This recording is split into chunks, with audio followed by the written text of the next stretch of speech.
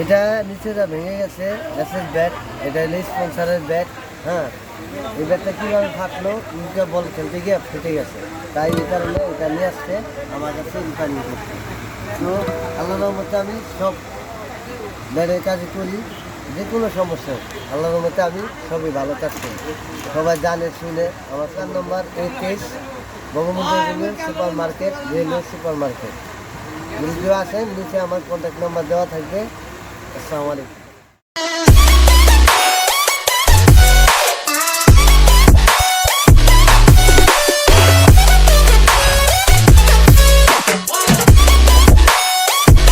এটা রিপেয়ারিং জন্য কত টাকা নেন আপনি? এটা রিপেয়ারিং করার জন্য আপনার এটা 400 টাকা। 400 টাকা, এটা ফিক্সড প্রাইস না? Fixed price. আপনার দোকানে একটা কার্ডটা দেখেন।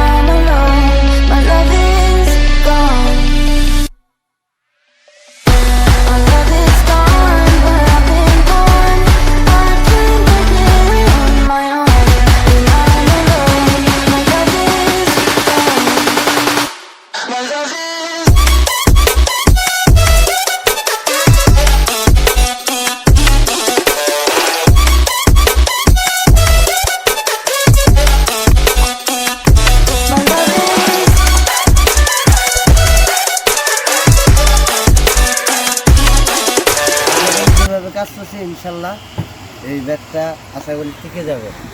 এটা আমাদের প্রিমিয়ার লিগের একজনের ব্যাট, উনি ঠিক করতে দিচ্ছে, ঢাকা ডিভিশনে খেলে উনি।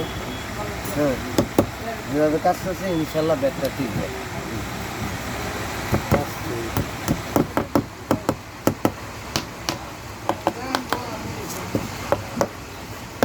ওকে, পিনটা মারার পরে আমরা তখন উঠে ফেলবো, পরে ফিনিশিং দিয়ে দুটা বাজায় দেবো।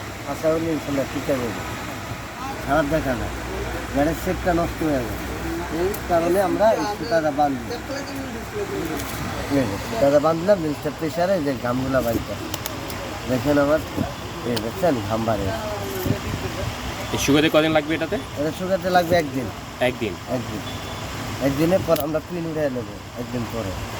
তারপর আগের মতন হয়ে যাবে এটা? আগের মতো ইনশাল্লাহ হয়ে যাবে।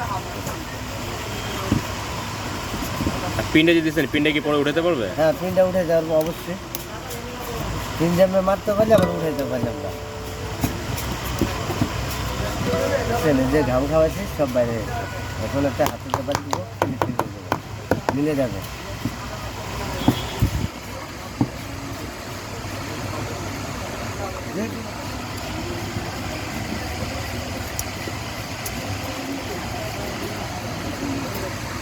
এটা কমপ্লিট হয়ে গেছে?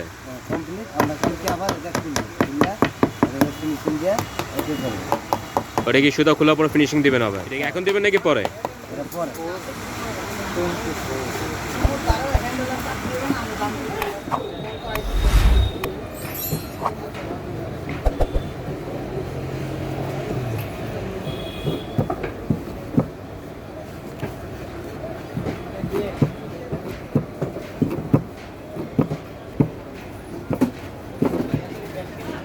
গাইস, আজকে যেগুলো দেখালাম ভিডিওগুলা যদি ভালো লাগে অবশ্যই আসবেন আমার দোকানে। আমার দোকান নম্বর 23। আমার নাম মোহাম্মদ নিরব বাবু, সবাই চেনে এক নামে। আশা করি যেগুলো দেখছেন ভিডিও যদি ভালো লাগে শেয়ার, কমেন্ট, লাইক করবেন। নতুন করে যেগুলো আসবে ভিডিও অবশ্যই নেক্সট টাইমে আপনারা দেখবেন। ঠিক আছে, আল্লাহ হাফেজ, ভালো থাকেন।